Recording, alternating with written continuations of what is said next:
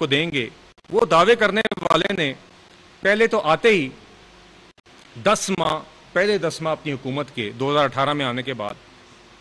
اس نے رٹ لگائی رکھی کہ میں IMF نہیں جاؤں گا. 10 مہینے عوام کا خون پسینہ انہوں نے خوب نکالا. جو معاشی انڈیکیٹرز، جو معیشت میں نے آپ کو بتائی جو ان کو 2018 میں ملی تھی حکومت لینے سے پہلے، اس میں اچانک بے تحاشا مہنگائی آئی. اور اس ٹائم پہ جو بھی ان نے اقدامات اٹھائے یا نہیں اٹھائے جس کی بنیاد پر مہنگائی بھی ہو رہی تھی، معاشی شرح بھی تنزلی کا شکار ہو رہی تھی، معاشی گروتھ بھی تنزلی کا شکار ہو رہی تھی، تو اس ٹائم پہ ان کے لوگ بڑی آ کے جن لوگوں کو کرنٹ اکاؤنٹ ڈیفیسٹ لکھنا نہیں آتا وہ رٹائے آ کے ٹاکنگ پوائنٹس ٹی وی پہ آ کر کہتے تھے کہ جی ہمیں کرنٹ اکاؤنٹ ڈیفیسٹ کا ملک میں بڑا پرابلم ہے، اس لیے ہم جو ہیں یہ اقدامات اٹھا رہے ہیں اور یہ ہمیں جو ہے جی زر مبادلہ کے ذخائر بڑھانے ہیں. تو ان دنوں میں اسد عمر صاحب نے پہلے کہا جی ہم نہیں IMF جائیں گے. ان لوگوں کو جو مدد ملی ان دنوں میں اس سب کو ان نے ضائع کیا. اور آخر کار جب ملک کے معاشی انڈیکیٹرز بالکل خراب ہو گئے تو آخر کار انہوں نے تقریباً اپریل 2019 میں یہ اسد عمر صاحب IMF ورلڈ بینک کی اسپرنگ میٹنگز کے لیے گئے ہوئے تھے، تو وہاں پہ ان لوگوں نے IMF کے ساتھ ملاقات کی اور ایک پروگرام کا ایک جو نقشہ ہے وہ طے کیا. تو وہی شخص جس نے کہا تھا میں IMF نہیں جاؤں گا، پہلے تو اس نے یہ طے کیا. جب وزیر خزانہ صاحب واپس پاکستان لوٹے بڑے فاتحانہ طریقے سے، تو یہاں پہ جب پہنچے اور اس کے بعد IMF کے مشن نے پاکستان پہنچنا تھا، اس چیز کو مکمل کرنے کے لیے، اس پروگرام کو شکل دے کے طے کرنے کے لیے، اس دورانیے میں اسد عمر صاحب جب پاکستان پہنچے تو غالباً ٹی وی پہ ہی میرے خیال سے بیٹھے ہوئے تھے، تو ان کو بتایا گیا کہ جی آپ کو تو فارغ کر دیا گیا. تو اسد عمر صاحب کو پہلے جنہوں نے ماشاءاللہ 10 مہینے کچھ بھی نہیں کیا اور صرف تباہی کی، اور آخر میں جاتے جاتے ایک IMF کا پروگرام اس وقت میں کر کے گئے جب شرائط مشکل ہو گئی تھیں. مشکل شرائط پہ ان نے طے کیا تھا. عوام اور پاکستان کی نیگوشیٹنگ پوزیشن تب تک کمزور ہو چکی تھی، تب جا کے IMF کا پروگرام طے کیا اور واپس آئے تو فارغ ہو گئے. حفیظ شیخ صاحب آ گئے. وہی حفیظ شیخ صاحب جن کو جو وزیر خزانہ رہے تھے اس دور میں، جس کے خلاف عمران خان صاحب نے ایک ڈیٹ کمیشن بنایا تھا، انہی حفیظ شیخ صاحب کو امپورٹ کیا گیا. اور حفیظ شیخ صاحب کے آتے ہی جب IMF کی ٹیم بھی آ گئی تو 3-4 لوگ آپ کے IMF کے ساتھ نیگوسیشنز میں کی ہوتے ہیں کسی بھی حکومت میں. آپ کے فائنانس سیکرٹری ہوتے ہیں، آپ کے اسٹیٹ بینک کے گورنر ہوتے ہیں، آپ کے FBI چیئرمین ہوتے ہیں. اس کے دورانیے میں جس ٹیم نے وہ کانٹورز یا IMF کے ساتھ ایک انیشل ڈسکشن کا حصہ رہے تھے، ان میں سے اسٹیٹ بینک گورنر اور FBI چیئرمین کو فارغ کر دیا گیا ان نیگوسیشنز کے درمیان. فائنانس سیکرٹری جو اس وقت کے تھے، ان نے کھڑے ہو کے کہا کہ دیکھیے یہ جو بات ہم نے پہلے کی تھی یہ اس سے سخت زیادہ شرائط ہیں، یہ فرنٹ ہے، اس سے عوام کے اوپر بہت جلدی مدت میں بہت زیادہ زور آئے گا، بہت زیادہ ان کے اوپر بوجھ ڈالے گا. تو اس کے اوپر ان کو گھر بھیج دیا گیا، ان کو OSD کر دیا گیا. وہ قابل افسر پھر اس بات پہ مجبور ہو گیا کہ اس نے اپنی سروس کے مکمل ہونے کے 2-2.5 سال پہلے ہی ریٹائرمنٹ لے لی. تو وہ اس ٹائم پہ ان نے سخت شرائط پہ ایک پروگرام ان نے طے کیا جو کہ ویسے ہی عوام دشمن تھا. ان جو شرائط ان نے طے کی، اور اس کے بعد ان لوگوں نے حفیظ شیخ صاحب نے وہ پروگرام وہ بھی چلانے میں ناکام ہو رہے تھے. تو بیچ میں کووڈ آ گیا اور کووڈ سے ان کی حکومت کو 2-3 ریلیف ملے تھے. ایک یہ کہ جو IMF کے پروگرام کی شرائط تھیں وہ سسپینڈ ہو گئی تھیں. جو ایکسٹینڈڈ فنڈ فیسلٹی پروگرام تھا، جو $6 ارب کا غالباً پروگرام تھا، وہ سسپینڈ ہو کے ان کو اسی ٹائم پہ ریپڈ فائنانسنگ انسٹرومنٹ، ایک IMF کی انسٹرومنٹ ہوتی ہے جو کووڈ جیسی ایمرجنسی کی صورت میں وہ ایکٹیویٹ ہوتی ہے، اس ٹائم پہ کو $1.4 ارب بنا کسی شرائط کے دے دیے گئے. اور وہ شرائط ریلیکس ہو گئی تھیں جو اس ٹائم پہ اس چلتے ہوئے ایکسٹینڈڈ فنڈ فیسلٹی پروگرام کی تھیں، تو ان کو $1.4 ارب یہ علیحدہ ملے. اس کے علاوہ ان کو جو ڈیٹ ریلیف تھا DESSI، اس ٹائم پہ ایک ڈیٹ ریلیف پروگرام تھا جس میں ڈیولپ جو ممالک تھے ان کی طرف سے پاکستان جیسی ڈیولپنگ کنٹریز کو ڈیٹ ریلیف دیا گیا تھا. اور ڈیٹ ریلیف یہ تھا کہ جو انہوں نے قرضوں کی ادائیگی کرنی تھی اس کو سسپینڈ کر دیا گیا تھا کہ جو بھی اسکیڈول کے مطابق ادائیگیاں بن رہی ہیں وہ ان کو پھر آگے کر دی گئی تھیں آسانی کے لیے. تو یہ 2 ریلیف ان کو ملے، اس کا بھی یہ فائدہ نہ اٹھا سکے. اور پھر حفیظ شیخ صاحب کو بھی آخر کار ہٹا دیا گیا. اس کے بعد میرے خیال سے یہ حماد اظہر صاحب ہیں، ان کی درینہ خواہش پوری ہو گئی کہ ان کو بھی وزیر خزانہ بنا دیا جائے، تو ان کو بنایا گیا۔ 2 ہفتے بعد ان کو بھی خراب کارکردگی پہ ہٹا دیا گیا، اور ان کو یہ اعزاز حاصل ہوا کہ 4 جو نالائق وزیر خزانہ تھے عمران خان صاحب کے دور میں، جو تباہی کے سارے ذمہ دار تھے، ان میں نالائق ترین یہ صاحب نکلے۔ تو یہ بھی ایک اعزاز کی بات ہے ان کے لیے۔ اور ان کے بعد پھر دوسرے وہ وزیر خزانہ لائے گئے جو اسی دور سے تھے، جو ڈیٹ کمیشن جس کی انویسٹیگیشن کر رہا تھا، شوکت ترین صاحب لائے گئے۔ تو شوکت ترین صاحب نے آتے ہی حفیظ شیخ صاحب کی شرائط توڑ دی، تو وہ IMF پروگرام پھر سے اس کا شکار ہو گیا۔ کووڈ کے بعد وہی پروگرام جو اسد عمر صاحب کے ٹائم پہ شروع ہونا تھا، حفیظ شیخ صاحب نے آ کے طے کیا، اس کی شرائط بعد میں جب ریزیوم ہو گیا کووڈ کے بعد، تو شوکت ترین صاحب نے آ کے اس کی شرائط توڑ دی، وہ پھر پروگرام لڑک گیا۔ نومبر 2021 میں پھر شوکت ترین صاحب نے خود شرائط طے کی عمران خان صاحب کی ہدایت پر، جس کے نتیجے میں وہ پروگرام پھر بحال ہوا۔ 6th ریویو ان کا کمپلیٹ ہوا، اور اس میں جو شرائط ان نے طے کی ان میں سے ایک اہم شرط پیٹرولیم ڈیولپمنٹ لیوی کے حوالے سے تھی، اور یہ میرے ہاتھ میں سٹاف رپورٹ ہے اس وقت کی IMF کی 6th ریویو کی، جس کے اندر جو کنڈیشنز، جو بینچ مارکس طے ہوئے تھے وہ لکھے ہوئے تھے۔ میں پیٹرولیم ڈیولپمنٹ لیوی کے حوالے سے، جو پیٹرولیم مصنوعات کی قیمتوں کے حوالے سے اور اس کے اوپر جو لیوی لگنی تھی اس کے حوالے سے میں بس 2 لائنیں پڑھنا چاہوں گا، چونکہ یہ ان کنڈیشنز میں سے ایک تھی جو شوکت ترین صاحب نے خود وعدہ کیا تھا IMF کے ساتھ، جو انہوں نے بعد میں توڑا تھا، اور میں اس پہ بھی آؤں گا۔ Increasing the petroleum development levy. In early November, the authorities started to gradually increase the PDL in gasoline and diesel by 4 rupees per litre, with a further 4 rupees per litre in December, and will continue to increase the petroleum development levy by 4 rupees per litre per month until a maximum of 30 rupees per litre is achieved, which was in place in the past. تو یہاں پہ آپ دیکھ سکتے ہیں کہ انہوں نے کہا ہے کہ نومبر سے، اور یہ سٹاف رپورٹ پبلش ہوئی تھی، سٹاف لیول معاہدہ ان کا نومبر 2021 میں ہو گیا تھا، یہ اس کے 2-3 ماہ بعد یہ رپورٹ پبلش ہوئی تھی، جس میں لکھا ہوا تھا کہ نومبر میں حکومت نے کمٹ کیا تھا کہ وہ پیٹرولیم ڈیولپمنٹ لیوی گیس اور پیٹرول اور ڈیزل کی قیمتوں پہ یہ 4 روپے بڑھائیں گے۔ کچھ بڑھانا شروع کر دیا اور آگے یہ بڑھاتے رہیں گے۔ اور ہم نے دیکھا کہ جب عمران خان صاحب کو نظر آ گیا کہ ان کی حکومت تو اب جانے والی ہے، تو انہوں نے یہ فیصلہ کیا کہ یہ IMF کا معاہدہ توڑیں گے، یہ ایسے فیصلے کریں گے جس سے ان کی سستی شہرت ہو، یہ ایسے فیصلے کریں گے جس سے ریاست داؤ پہ لگے، جس سے ہماری معاشی سسٹینیبلٹی داؤ پر لگے، جس سے ہمارا ملک جو ہے وہ جان بوجھ کر ان کے ہاتھوں سے ڈیفالٹ کے نہج پہ جائے۔ اور اس میں یہ بھی بات آپ یاد رکھیں کہ وہی لوگ جن نے کرنٹ اکاؤنٹ ڈیفیسٹ کی رٹ لگائی تھی کہ ہم نے زر مبادلہ کے ذخائر بڑھانے ہیں، ان کے 4 سالوں کے بعد زر مبادلہ کے ذخائر لو تھے، اور اس ٹائم پر یہ جانتے ہوئے کہ ان کی نالائکی، ان کی نااہلی کی وجہ سے 4 سال کے بعد بھی زر مبادلہ کے ذخائر ہمارے کم تھے، اس وقت بھی انہوں نے جان بوجھ کر IMF کا پروگرام توڑا، اور وہ شرائط توڑی۔ اور وہ کس طرح توڑی کہ یہ جو شرط میں نے آپ کو پڑھ کے سنائی ہے، اس کے اوپر عمل کرنے کے بجائے انہوں نے جو پہلے ہی پیٹرولیم لیوی پہ اضافہ کیا ہوا تھا، نہ صرف اس کو ختم کیا بلکہ سبسڈیز دے کے اس کو بالکل ریورس کر دیا، اور اس میں بالکل IMF کو اعتماد میں لینے کی کوشش تک نہ کی۔ تو ایک ایسے وقت میں جب ہمارا کرنٹ اکاؤنٹ کا خسارہ ماہانہ ان کے دور میں 1 سے 1.5 ارب ڈالر کا چل رہا تھا، اور آگے ہمیں نظر آ رہا تھا کہ ہم نے بیرونی قرض کی ادائیگیاں کرنی ہے، اور اگر اس ٹائم پہ IMF کا پروگرام ہمارا سسپینڈ ہو جاتا ہے تو ہم نہ وہ کرنٹ اکاؤنٹ ڈیفیسٹ پورا کر سکیں گے، اور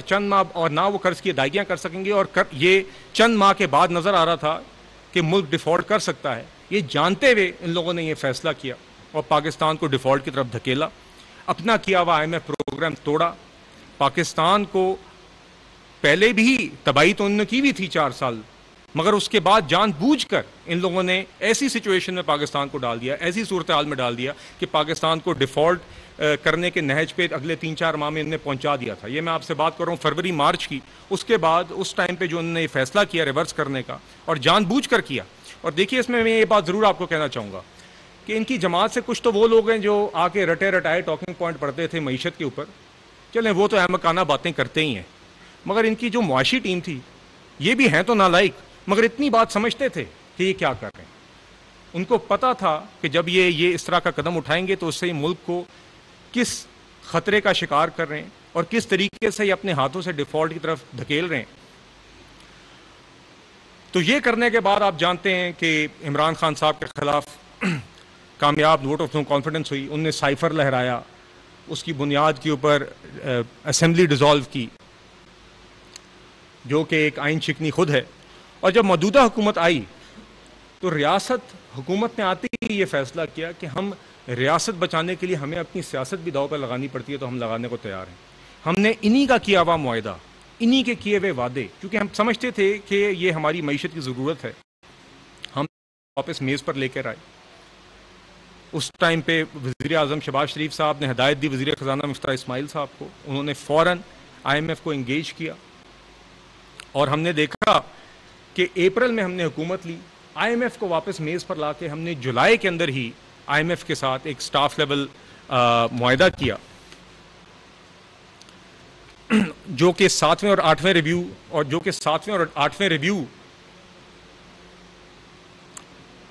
جس سے ان کے چلائے ہوئے عمران خان صاحب کے چلائے ہوئے پروگرام کے جس کے صرف وہ 6 ریویو مکمل کر سکے تھے, اس کے 7ویں اور 8ویں ریویو کا اختتام ہم نے کیا. اور ان کے جو کیے ہوئے سارے خراب کام تھے, جو انہوں نے سارے وعدے توڑے ہوئے تھے, ان سب کا ہم نے ازالہ کیا, چونکہ ہمیں پتا تھا کہ اس ٹائم پہ ہمارے ملک کی معیشت کی ضرورت ہے. اور آپ کو یاد ہوگا اس ٹائم پر بھی جب بالکل ہم نہج پر تھے معاہدہ کرنے کے, تو شوکت ترین صاحب نے, اور اس ٹائم پہ انہی لوگوں کی خیبر پختونخوا میں اور پنجاب میں حکومت بھی تھی, تو عمران خان صاحب کی ہدایت پر شوکت ترین صاحب نے 2 فون کالیں کی.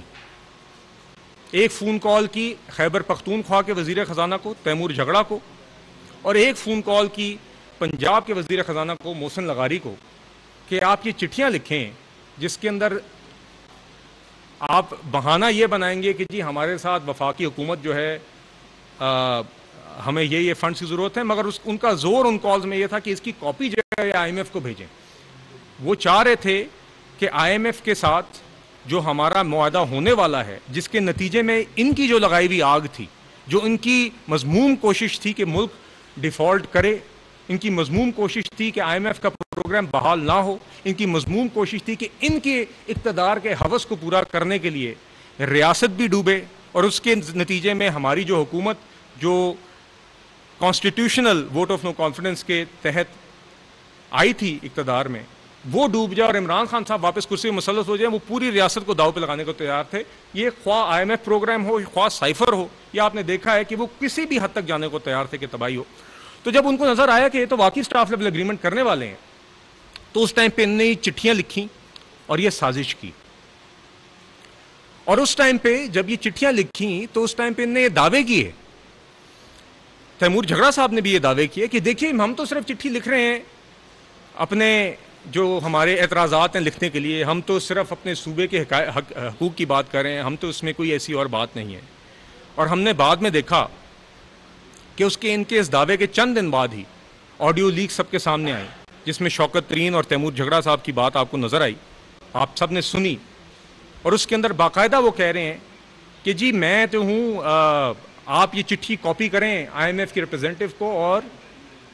جس کے اوپر تیمور جھگڑا صاحب پیش ہو کے آگے ہو کے کہتے ہیں کہ جی میں تو سب کچھ ان کو بتاتا ہوں, میں آئی ایم ایف کے نمبر 2 کے ساتھ ان ٹچ ہوں, میں تو سب کچھ شیئر کرتا ہوں.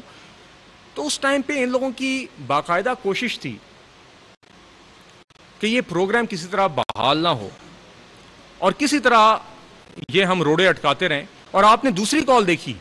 جو شوکت ترین صاحب اور محسن لغاری صاحب کی ہوئی تھی, جس کے اندر محسن لغاری صاحب نے باقاعدہ یہ سوال پوچھا کہ کیا اس سے ہماری ریاست کو نقصان تو نہیں ہوگا. تو شوکت ترین صاحب اس کا سیدھا جواب نہیں دے سکے, اور انہوں نے یہ کہا کہ عمران خان صاحب کو نقصان ہو تو ریاست کو نقصان ہے. یہ ان کی ڈیفینیشن تھی. وہ شخص جس نے 4 سال اس ملک کی تباہی کی, اس کو بچانا, ریاست کو وہ داؤ پہ لگانے کو تیار تھے. شوکت ترین یہ جانتے تھے کہ اگر یہ آئی ایم ایف کا پروگرام نہیں ہوتا تو ملک ڈیفالٹ کر سکتا ہے. یہ جانتے ہوئے اس شخص نے محسن لغاری کے اس سوال کا وہ جواب نہیں دے سکا. وہ آج تک یہ لوگ ان چیزوں کا جواب نہیں دیکھ سکے. تیمور جھگڑا صاحب کو میں ایک ٹاک شو کے اوپر خود ساتھ بیٹھ کے میں نے ان سے سوال کیا کہ کیا آپ اس کو ڈینائی کرتے ہیں کہ آپ نے یہ کام کیا اور یہ غلط تھا. اس کا یہ آج تک سیدھے منہ جواب نہیں دیتے. اور ہم نے دیکھا, اور میں اس پہ بھی آؤں گا, کہ یہ جو آئی ایم ایف کے ساتھ میٹنگ ابھی ان نے کی ہے, جو آئی ایم ایف دیگر جماعتوں سے مل رہی ہے, اور جس کے اوپر یہ ایک عجیب سا بے بنیاد سا بیانیہ بنانے کی کوشش کر رہے ہیں, اس کے اوپر اس تصویر میں بھی آپ کو یہ کردار نظر آتے ہیں جو اس جرم کے مرتکب تھے. نہیں نہیں نہیں نہیں نہیں 2 سیکنڈ بھائی 2 سیکنڈ مجھے ذرا مکمل ایک ذرا جی نہیں میری عرض سنیں دیکھیے اور اس میں یہ ضرور آپ کو بتانا چاہوں گا کہ جو تیمور جھگڑا صاحب تھے جس دن آڈیو لیک ہوئی اس دن وہ وزیر خزانہ مفتاح اسماعیل صاحب کے آفس میں تھے اور ادھر انہوں نے کیٹیگورکلی مفتاح اسماعیل صاحب کو یہ کہا کہ ہم نے آئی ایم ایف کو کچھ نہیں ہم نے کوئی ایسی بات نہیں کی ہم نے آپ کو صرف چٹھی لکھی ہے تو یہ لوگ اور اس کے چند گھنٹے بعد یہ بات آیا ہوگی کہ یہ بات جھوٹ تھی تو یہ ایسے لوگ ہیں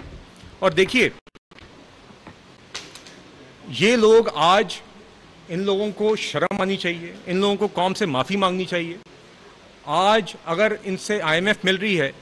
اور دیگر جماعتوں کے ساتھ آئی ایم ایف مل رہی ہے تو سب یہی چاہتے ہیں کہ جو سازشیں ان نے قوم کے خلاف کی ہیں یہ آئندہ نہ کریں یہ اس سے گریز کریں قوم سے معافی مانگے اور یہ جو سیاسی اور معاشی استحکام کا سفر ہے یہ جاری رہ سکے اس کے اندر اب کوئی خلل نہ ڈلے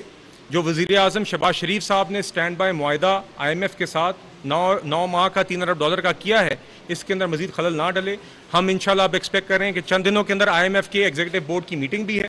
اس کے اندر ہم ایکسپیکٹ کریں یہ اپروول بھی ہوگا پہلا ٹرانچ بھی آئے گا $1.1 ارب کا اور اس کے بعد اس کے نتیجے میں ہم ایکسپیکٹ کریں دوست ممالک سے بھی اور دیگر ہمارے ملٹی لیٹرل ڈیولپمنٹ پارٹنر سے بھی انفلوز آئیں گی انشاءاللہ زر مبادلہ کے ذخائر بہتر ہوں گے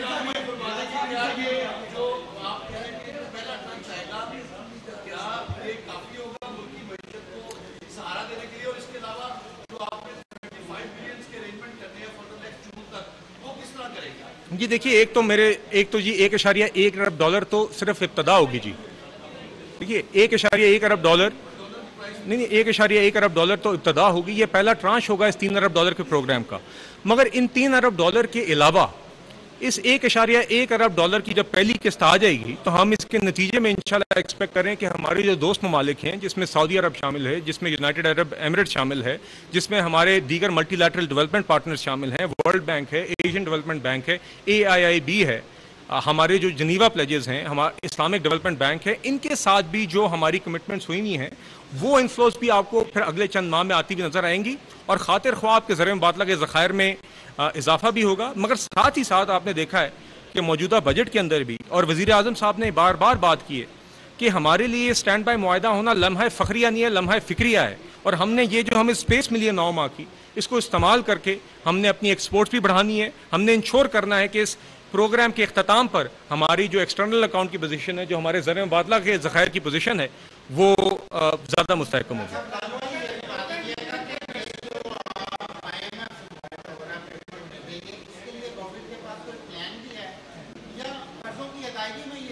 نہیں جیسے کہ میں نے آپ سے کہا کہ ایک تو اس پروگرام کے آنے سے ہمارے اور بھی زر مبادلہ کے ذخائر میں اور انفلوز بھی ہم ایکسپیکٹ کر رہے ہیں تو وہ بھی اضافہ ہوگا مگر آپ نے دیکھا ہے کہ وزیر اعظم صاحب نے بجٹ کے اندر بالخصوص اور دیکھیے ہم اس دلدل سے یہ جو ہماری فارن ایکسچینج ریزرو زر مبادلہ کے ذخائر کا پرابلم ہوتا ہے اس کی بنیادی وجہ یہ ہے ایک تو وہ 4 سال کی تباہی ہے جو عمران خان صاحب نے کی دوسری ہماری اور یہ بھی ایکسپورٹس ہماری بڑھانے میں کوئی خاطر خواہ کوئی ناکام رہے ہیں اس کا بنیادی حل یہی ہے کہ ہمیں اپنی ایکسپورٹس بڑھانی ہوں گی ہمیں چادر دیکھ کر پاؤں پھیلانے ہوں گے ایکسپورٹس بڑھانے کے حوالے سے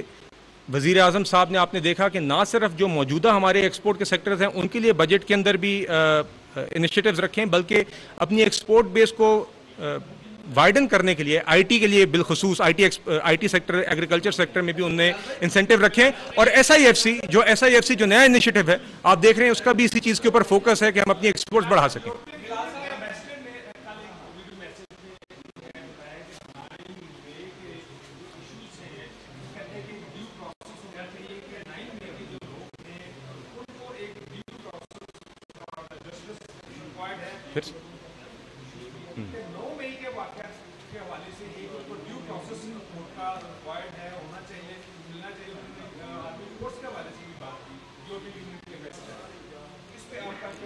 جی دیکھیے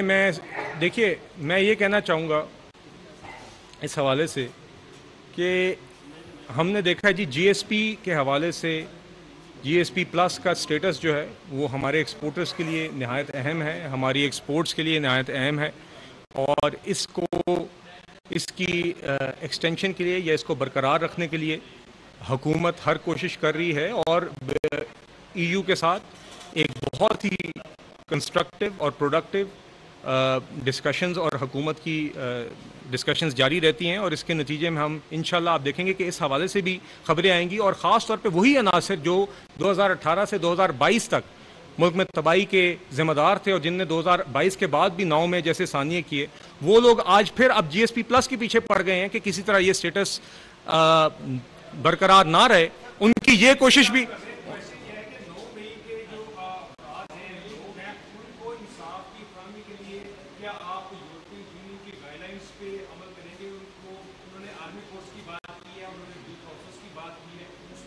یہ دیکھیے انہوں نے تو یہ بات کی ہے کہ وہ یہ دیگر چیزوں کو ان چیزوں کو دیکھتے ہیں، تو وہ ڈسکشنز کا حصہ ہوتی ہے. ہم انشاءاللہ کانفیڈنٹ ہیں کہ جو ڈسکشنز ہیں اس کے اندر جو بھی ڈسکشنز کے اندر پوائنٹس آتے ہیں ہم ان کو مکمل طریقے سے ایڈریس کریں گے اور انشاءاللہ بہتری ہوگی.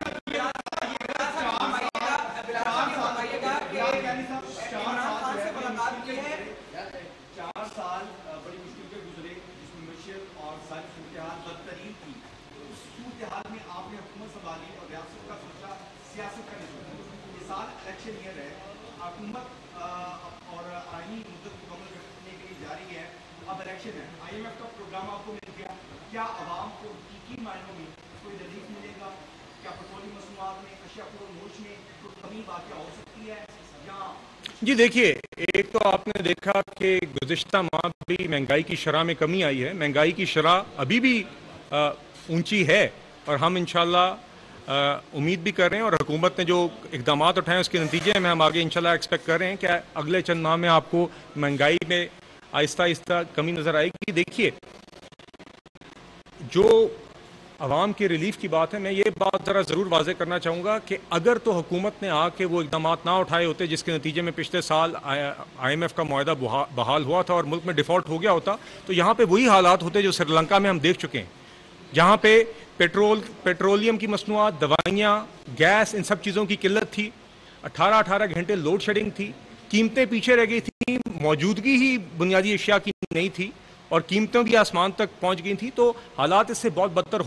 ہو سکتے تھے، اور آگے بھی آپ دیکھیں گے بہتری آئے گی.